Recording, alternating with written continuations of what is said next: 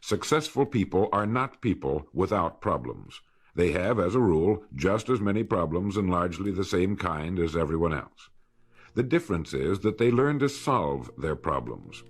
Successful living is nothing more than the ability to solve successfully the problems which are as much a part of living as breathing.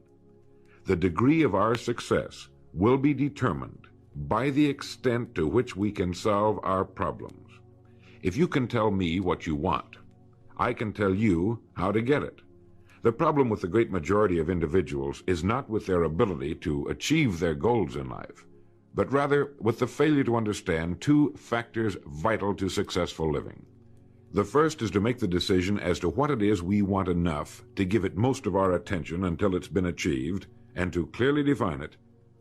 And the second is to fully understand that we have the ability to achieve this goal, or we wouldn't want it in the first place. The next vital rule to successful living is to understand that our success is won or lost by our ability to serve others. We are interdependent, and it's just as impossible to succeed without serving others as it would be to live in our modern world without others serving us. Our rewards in life will and must always be in exact proportion to our service.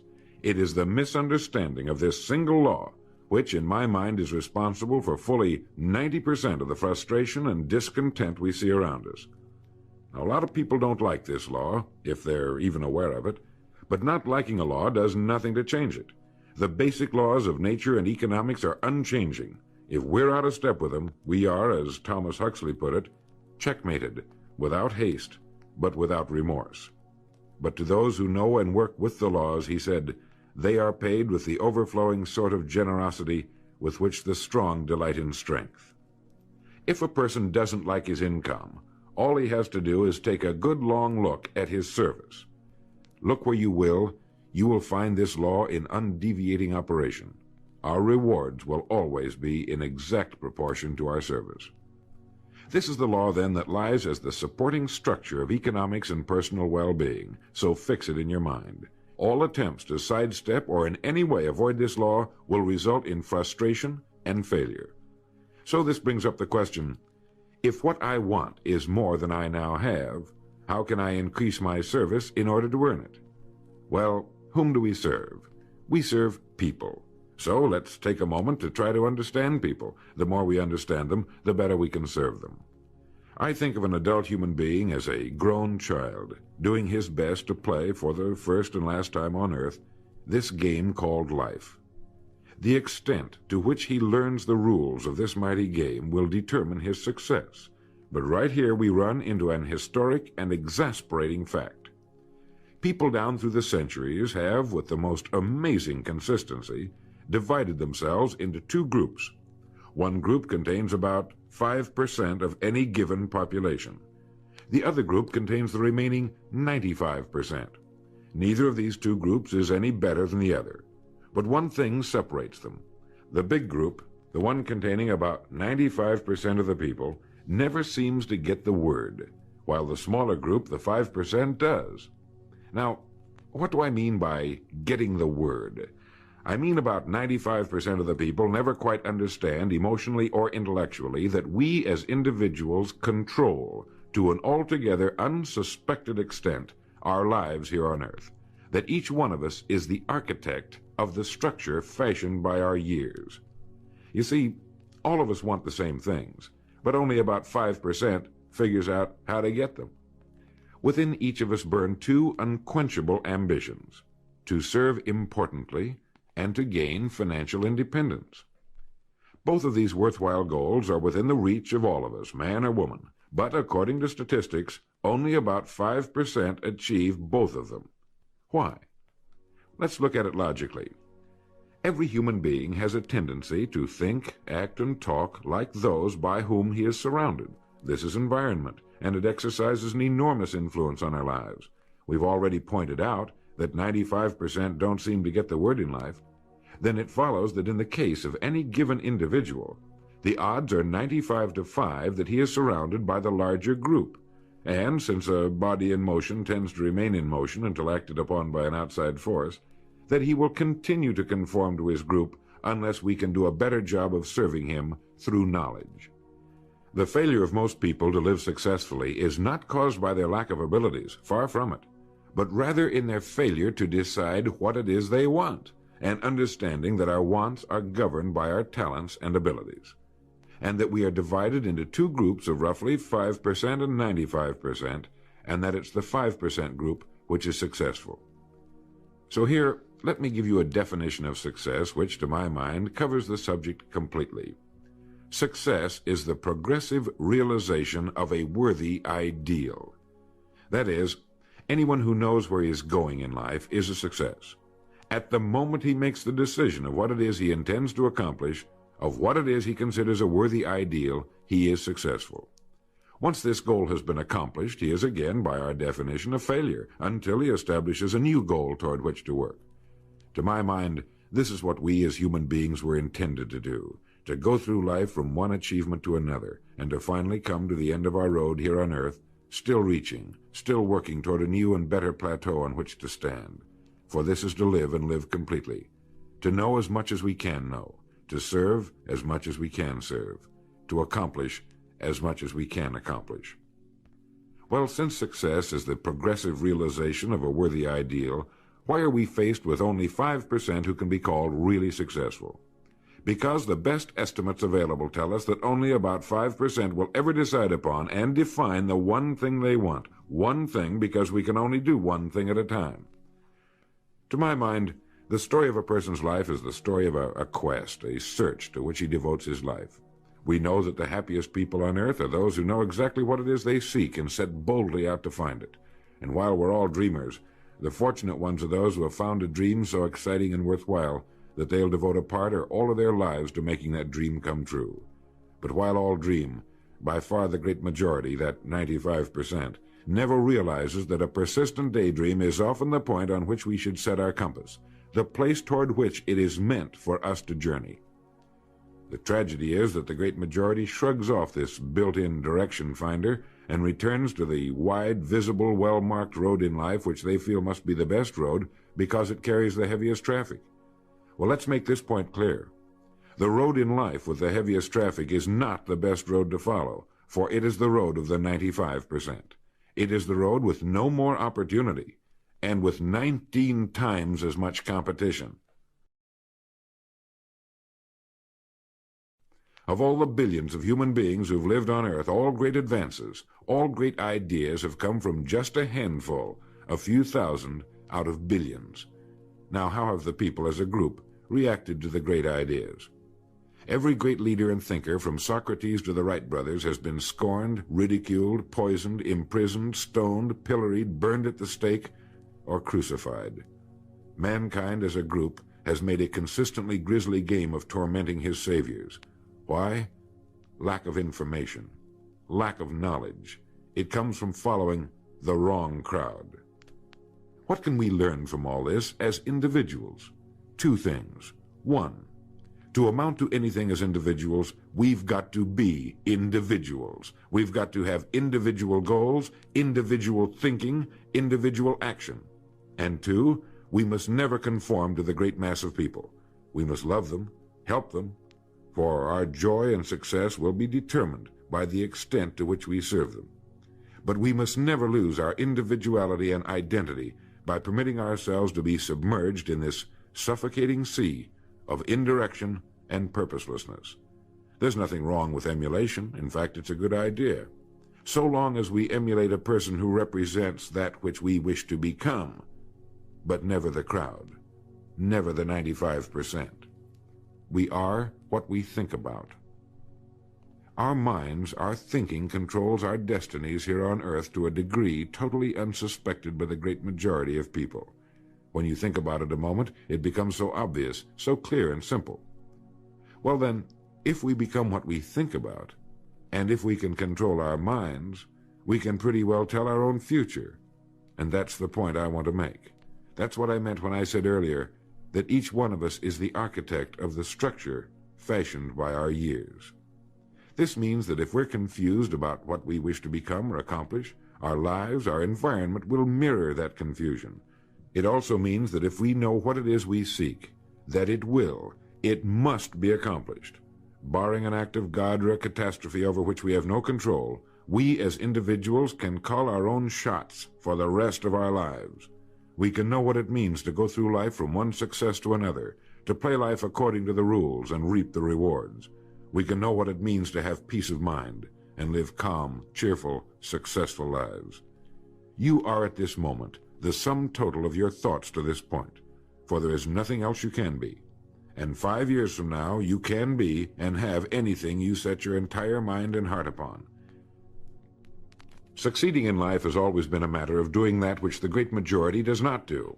Now let's keep this in mind as we get into this business of goals. It isn't that I want to make an invidious comparison between the 5% and the 95%, not at all. That's just the way it is, and if we don't recognize it, it will be to our cost. At the beginning of this record, I made the statement, if you can tell me what you want, I can tell you how to get it.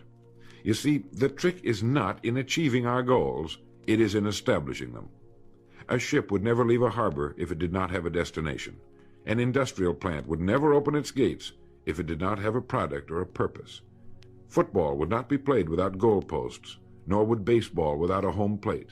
Every business operates for a purpose. Every game has a reason. Getting back to the analogy of our ship, if you were to climb to the navigation bridge and ask the captain the name and location of his next port of call, he would tell you immediately. There's not the slightest doubt in his mind. Can you tell anyone your destination just as quickly and in one sentence? The captain of the ship knows that he can arrive at only one port at a time. He knows that it's impossible to arrive at two. Do you know that? He also knows that his destination will be invisible for fully 99% of his voyage, but he knows it's there, and that he'll reach it, barring an unforeseen catastrophe, if he will just keep doing certain things a certain way every day. One fine morning his destination will appear on the horizon. He'll sail into port, his voyage successfully completed. When his business has been accomplished, he'll then sail to another predetermined port of call, and this will take him and his ship from one success to another for the rest of both of their lives. By understanding that he can reach only one port at a time, the owner of a ship can, in the short space of a very few years, reach hundreds of ports successfully. There'll be problems, lots of them, but they'll be solved, and the ship will steam its solitary course over the deep oceans of the world, devoting its life to accomplishing its mission and contributing its share to the welfare and economy of the world. Men and women who follow this sensible, obvious, and meaningful way of life will do the same. But the paradox is that most are like ships without rudders. They're subject to the whims of wind and tide. And while they hope they'll one day arrive in a rich and bustling port, you and I know that for every narrow harbor entrance, there's 1,000 miles of treacherous and rocky coastline. The chances of their just drifting into port are 1,000 to 1 against them. These are the unfortunate people who, not knowing the rules, believe that circumstance controls our lives. They believe in luck and superstitions, fate, the breaks. They believe that success comes as the result of who you know, not what you know. And while they cling to their false alibis, life passes them by. For the rules of life are just, and they are checkmated, without haste, but without remorse. Now what about you? Remembering that the definition of success is the progressive realization of a worthy ideal, what's the ideal toward which you are working, now, today, yesterday, and tomorrow? Can you write it in one sentence? Is your goal sharply and clearly defined? I mentioned on the first side of this record that I could tell you how you could be and have anything you set your mind on in 5 years. To better understand this, you must examine one of the most overlooked facts in the world. It is that every job, no matter what it may be, holds somewhere within itself the key to everything we want in life, the key to greatness. But we must look for it, and we must think. Decide to become a professional at your business. You see, we can either compete or create. If we compete with all the other people in our line of work, we must be willing to accept the same rewards. If that's what we want, fine. But if we want to become professionals at what we do, then we must create. And when we begin to do this, there's no limit to that which we can achieve. We hear a lot these days about a word called security. Everyone wants security, but not 1 in 10 can tell you what it is. Most people will tell you that security rests with a job. This is impossible. There is no such thing as a job that represents security. Anyone with a job can lose it for any one of 1,000 reasons at any time. There is only one place on earth you can find security, and if it isn't there, it isn't anywhere. It's inside of a person, never outside. If a man has security inside, where it belongs, his wife and children can feel it when he sits down to eat with them, and they're warmed by it. If a man has security inside, where it belongs, you can see it walking down the street, and you can feel it when he enters a room. That's security, and you can't take it away from him. You can take away his money, his home, everything but a wife who's willing to start over, and most of them are, and drop him anywhere in the country. Go back in a year, and he'll be doing just as well as when you found him the first time. You can't keep a good man down, no matter what you do to him. Like cream on milk. You can shake it all day, but just set it down for a while, and it'll bounce right to the top again. This man or this woman has security, where it belongs. And do you know where it comes from? It comes from doing what we do for a living surpassingly well. It comes from being a pro in a world of amateurs.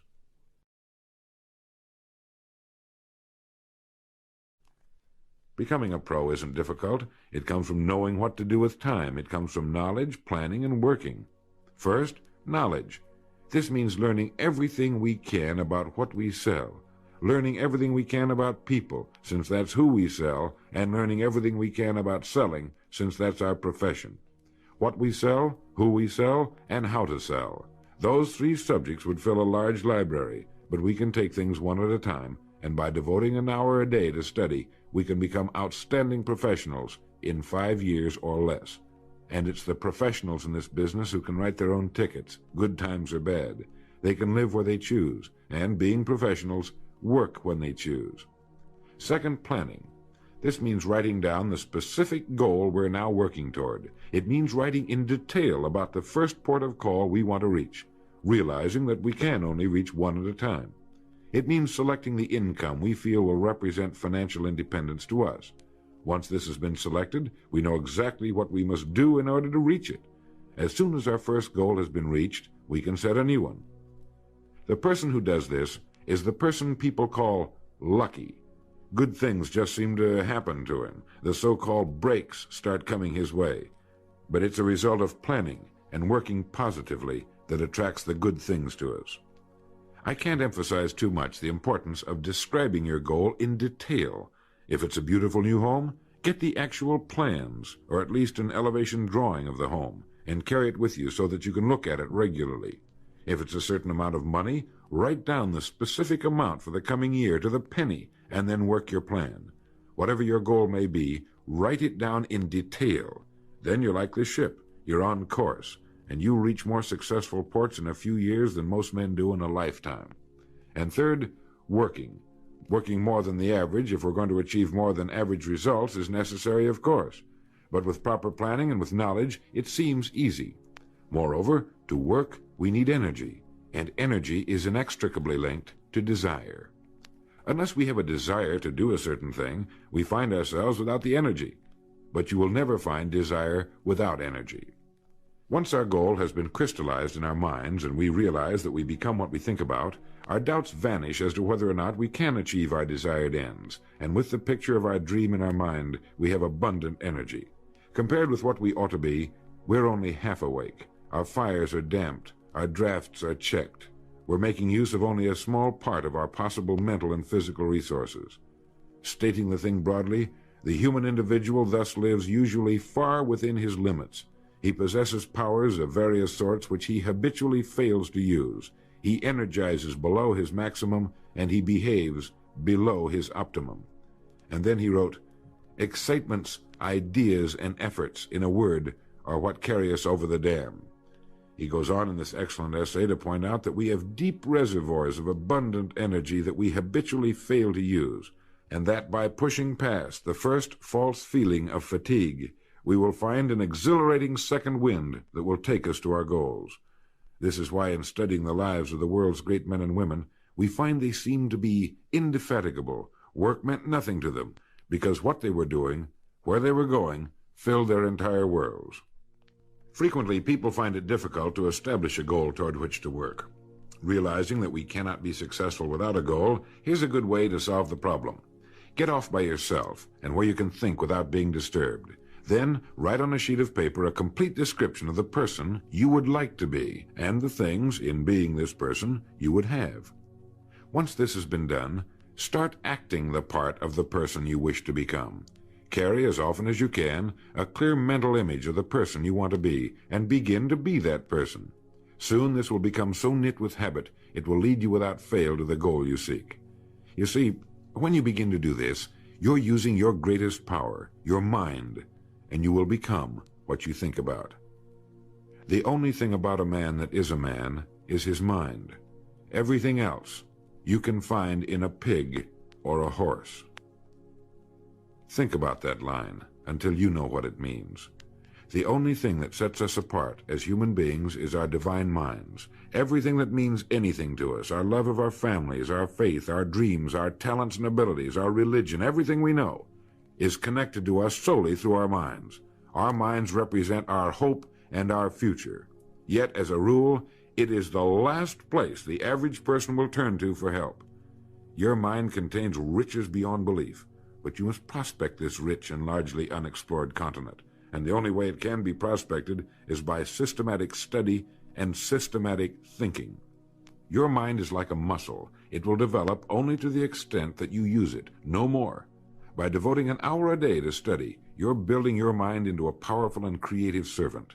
If you only do this 5 days a week, it comes to 260 hours a year. That's 1,300 hours in 5 years, or the equivalent of 162 8-hour days devoted to study and research.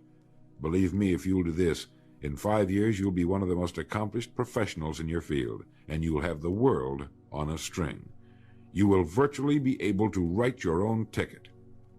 The average man works 8 hours a day, about 50 weeks a year, for 40 years. That's time enough to become great at anything. The time will pass anyway. We might as well reap the rewards. So now, let's sum up and reduce the whole thing to a workable formula, a set of rules for this game of life that cannot fail to take us to where we wish to go. The first and most important thing to remember is the rule that controls our life. We become literally what we think about. This means that we must establish a worthwhile goal toward which to work, a goal that will occupy our minds most of the time. This goal should be written out or illustrated. We should look at it and restate our purpose every morning, every night, and as many times during the day as we can. We must fully understand, emotionally as well as intellectually, that whatever it is we set our heart upon will become real in our lives. We must also remember the law that lies as the basic foundation for all economics and personal well-being as well. Our rewards will be in exact proportion to our service, and if we want to get into the top 5% of the people, we must often cut ourselves away from the effects of our environment and become individuals with individual goals, individual thinking, individual actions. We must realize that our daily work contains more opportunities than we could develop in a lifetime, and that our job contains within itself the key to greatness, the road to everything we could possibly want in life for ourselves and our families. We must realize, too, that security can be found in one place only, inside of us. If it isn't there, it isn't anywhere. And the only road to security lies in doing what we do for a living surpassingly well. And lastly, that we must become professionals at what we do, and that becoming a pro involves knowledge, planning, and working. Knowledge of what we sell, who we sell, and selling. Planning by establishing the goal, which automatically establishes our work pattern. The great salesman is like the great golfer. It looks easy the way he does it, because it is easy the way he does it. But it took time, dedication, and work in its accomplishment. Is it worth it? You bet it is. P.G. Hamilton once wrote, "Let's be different. A strong life is like that of a ship of war, which has its own place in the fleet and can share in its strength and discipline, but can also go forth alone to the solitude of the infinite sea. We ought to belong to society, to have our place in it, and yet be capable of a complete individual existence outside of it. And remember the strangest secret, will you? You are now, and you will become, what you think about."